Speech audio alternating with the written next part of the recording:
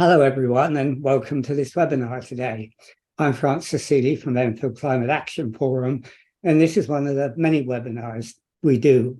Now, today we're talking to Claire Farrell. Claire's from the Canal and River Trust, and they have some interesting events coming up in August, some really sort of varied and exciting events around the local canals and rivers. And we're going to talk to her about that today. So welcome, Claire, for coming on here and joining us. First, though, so that people know you, can you tell us very briefly a little about yourself? Well, good morning, and thank you for inviting me, Francis. A little bit about myself. So, for the Canal and River Trust, I work on their. I'm very privileged to work on their UK-wide arts programme, and I'm very excited that I get the opportunity to go and visit lots of different areas and get to know them and local partners and do a lot of mapping to understand the beauty of each area and then build a project around it. But my personal life, I have two young children under 5. I'm constantly tired, and I'm currently webinaring from the shed because that's the most quiet place in in our home. Well, they talk about men who like sheds, but obviously women like them as well. Anyhow, you don't look tired, which is great. And you say you work for the Canal and River Trust. Yeah. I mean, what does that do? What do you mean? Oh, what, the Canal and River Trust itself? So the Canal and River Trust are a charity that are very young, actually. They're only really just over 10 years old in comparison to other major land stewards, such as the National Trust or Forestry England, Natural Resource Wales, so on and so forth. They're all sort of, really 20, 30, 50, well over a century years old. So when you think about the huge task that the Canal and River Trust have to do in terms of protecting 2,000 miles of canals and rivers across the UK, as a young charity, it's an enormous task that they have to do. And I always, just quickly as an anecdote, Francis, to try and visualize that for people, I always talk about, a heritage in terms of a house, maybe a 100-year-old house or a 200-year-old house, and the enormous wealth of expertise in terms of conservation, building materials, sustainability, maintenance, and making sure that it's eco-friendly, that it works, it functions, and that the heritage is also preserved. Just one house takes an enormous amount of wealth, expertise, to do that within a heritage context, and then you magnify that by 2,000 miles, and it starts to give you some idea of the undertaking for the charity have. Well, that's a lot to do, so it's little wonder you escaped to the shed. So let's look at rivers and canals and how valuable they are to people. How important do you think they are to people's well-being? Hugely. I was talking to somebody yesterday. I think we were on the River Lea, and we were sort of getting a bit nostalgic, thinking about childhood, and suddenly realized that, well, I suddenly realized that I've lived in quite a few different places, and there's always been a canal present, probably from an early memory, happy times, to being a student and photographing the canal that runs through Birmingham, to being a lifeline in when we lived in quite a harsh landscape, and I had my first daughter as she was 18 months. It was a very hard landscape, very little green spaces in the second city in Birmingham, and the lifeline for us, really, especially because we didn't have a lot of money, we just had a baby, was the canal and the boatyard, Lyons Boatyard. And that joyful green oasis was a lifeline as a mum of a young baby.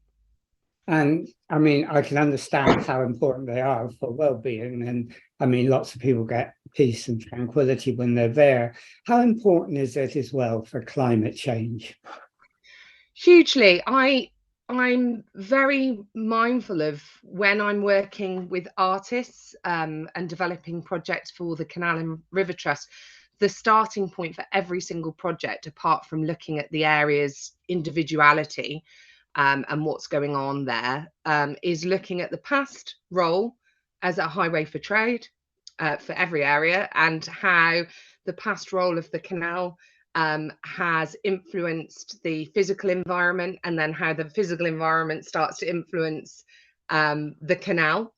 And then looking at the present, which could be definitely well-being, but very, very important is, a very important focus is thinking about the future.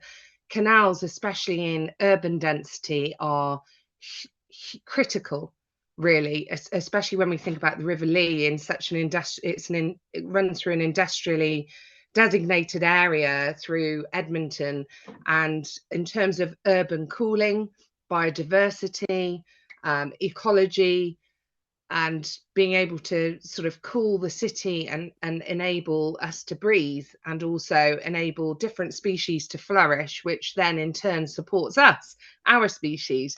They're critical. Freshwater habitats need to be protected within cities and rural locations now more than ever to flourish for the future.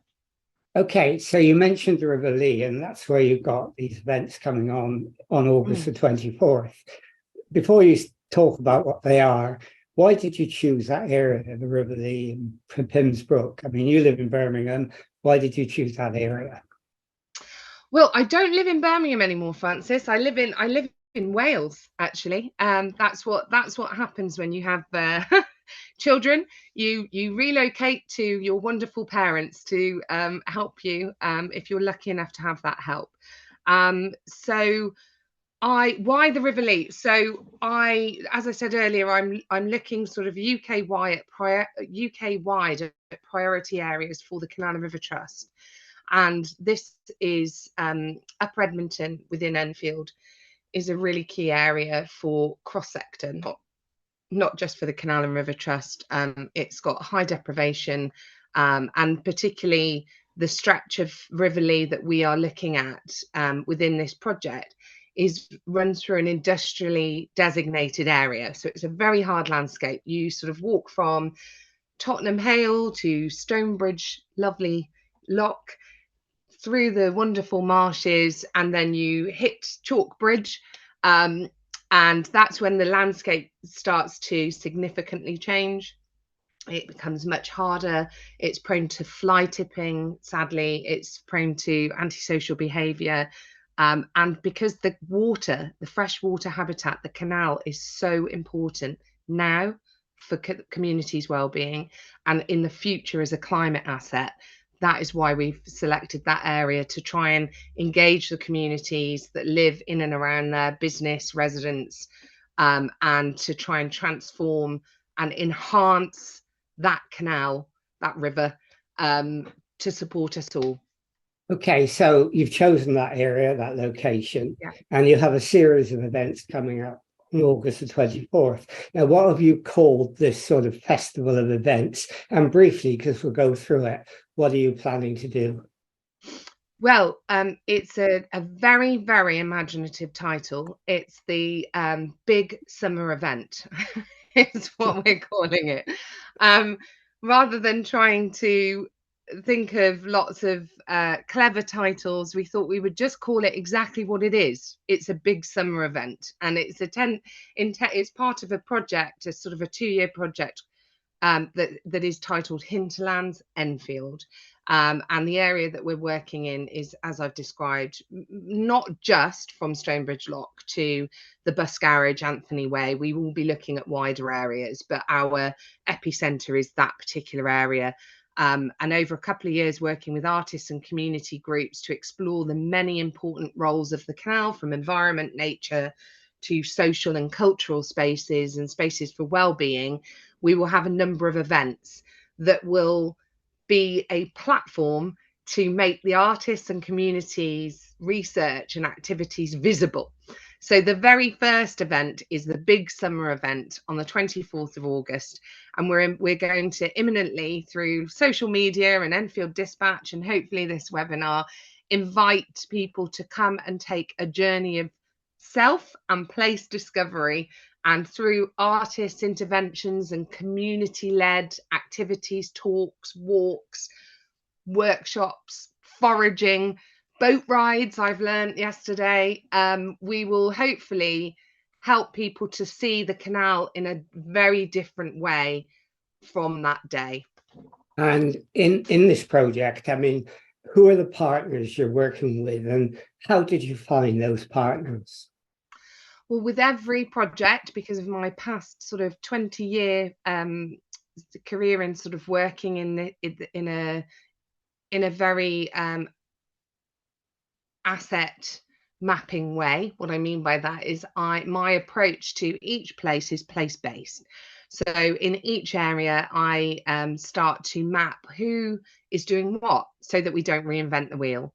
What's so special about the area, past, present, what's potentially happening in the future. We know about Meridian water development, who are the partners involved in that, and what are the community doing actively. And so the partners so far through that mapping are NCAF, Enfield Climate Action Forum, we're delighted to say, Blocks, who are a catalyst for creative making in the area, and have brought the area's heritage back to the fore through the innovation that they are leading in that area, to Enfield Council, who are incredibly progressive, working with various departments, and former Hinterlands producer Claire Maloney, who started the whole Hinterlands programme for the Canal and River Trust, is now the Create Enfield manager.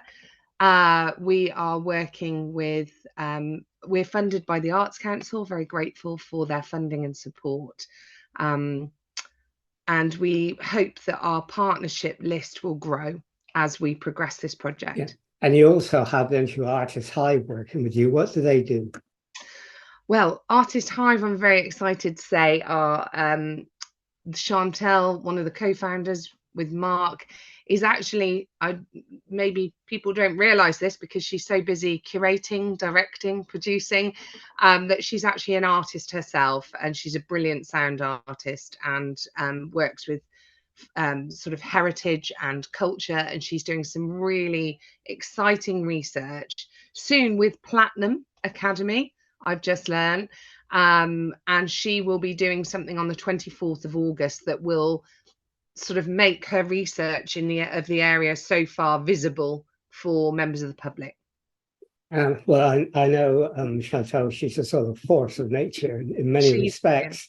Blogs as well, you mentioned them. What will they be doing? So Blocks are have worked through the previous producer Claire Maloney. She established a partnership with Blocks, I believe, as soon as they sort of relocated to the space that they're in now. And as I mentioned, they are, for me, it feels like it's full circle, because the area, I understand, was so well known for innovation, design through its industrial heritage, and manufacturing, of course. And Blocks are the first open access factory in Europe, and it's an incredibly exciting initiative of makers. And so we have based ourselves with Blocks as a partner, and we have a 40-foot shipping container that is an artist, and artist has two small artist studios, and has a big space for, we hope, community-led events and activities and workshops and talks and all sorts of things to start to unfold over the next 18 months. So we will be extending the invitation to local community groups and individuals to come and use the platforms that we have secured within the project for community-led activities and initiatives to happen.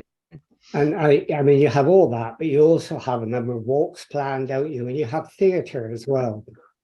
Yes, so on August the 24th, we will be encouraging people to sort of start from Stonebridge Cafe at Stonebridge Lock, and take a walk towards Blocks at Anthony Way, next to the bus garage.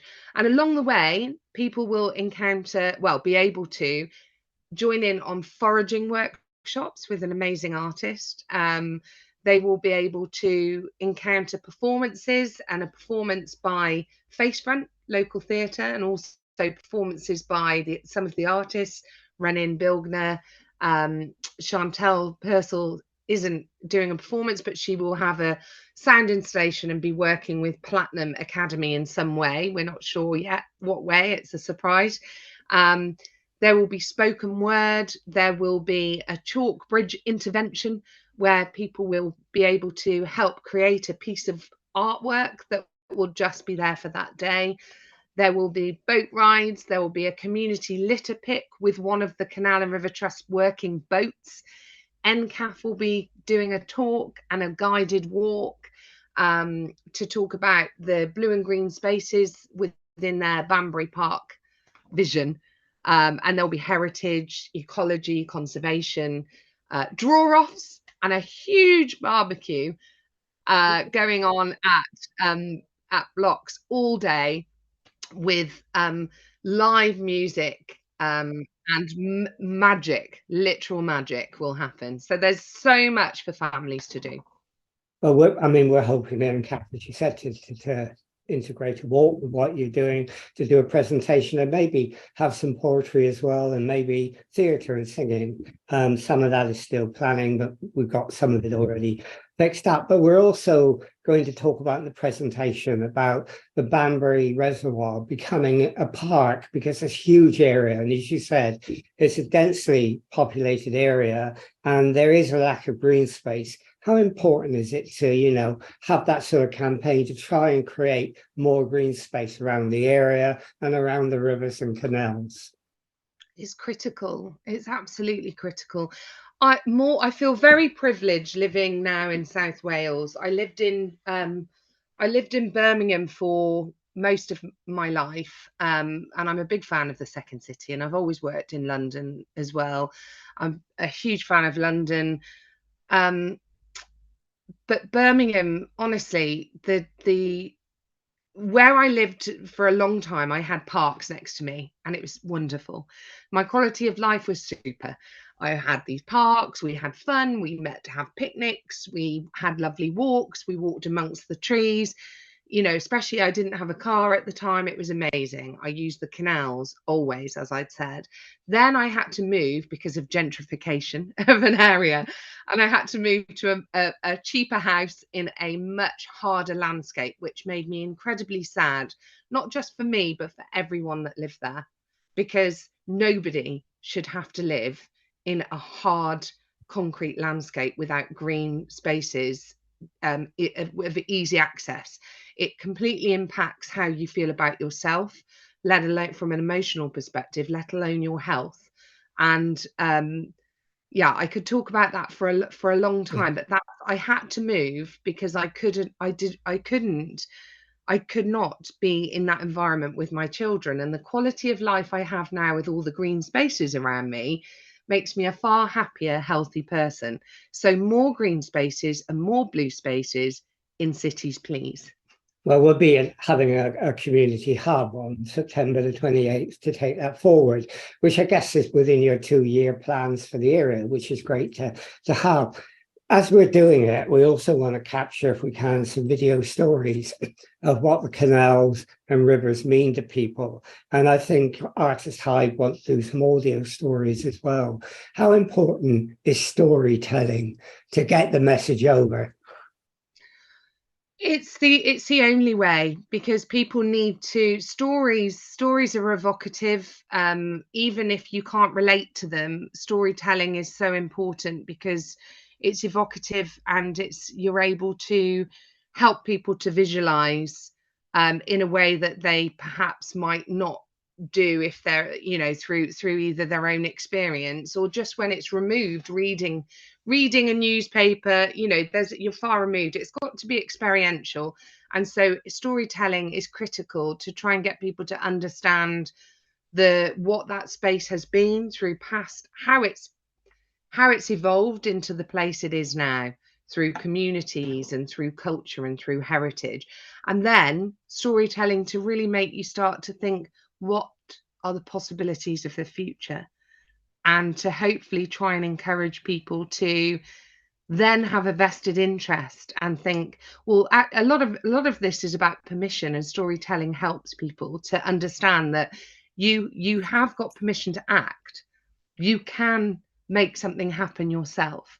You don't need, one of my favorite quotes is, if not, sorry, get this right. One of my favorite quotes is, if not now, when? Well, you'll see when we turn this into a video, that statement will be on the opening graphic. So we both agree with that. We've got that. Yeah. I mean, we've got so the Banbury Park campaign will go on, but if as a result of what we're doing we can get some sort of friend of the canals or friend of Banbury Park going, and that's a hard ask because it means getting motivated people, but if we can do it, would that be a valuable outcome to what you're doing? It's huge. It's really, really important, Francis, because going back to the beginning of the video, there is the National Trust, Forestry England, the Canal and River Trust, one of the major land stewards, guardians, natural landscape and man-made landscape, green and blue spaces in England.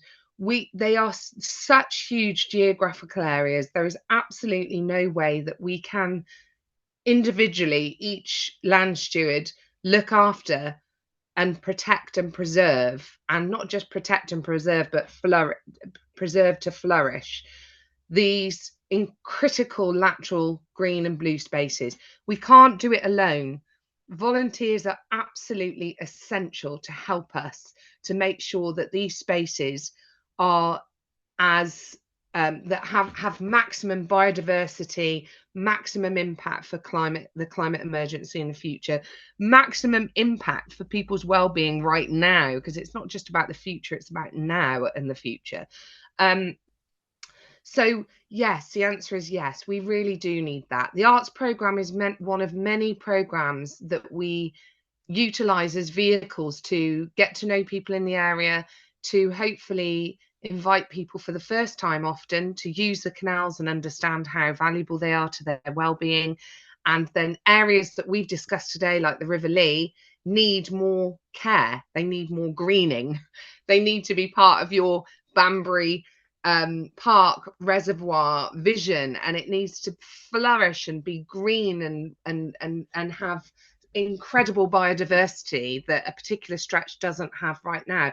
And volunteers are critical to making that happen. Start small. So out of our partnership, we absolutely need to recruit volunteers that are local and that care about their environment. Is that for you the big outcome of the project, if it's successful, that you've got people that will make it sustainable, that can carry it on?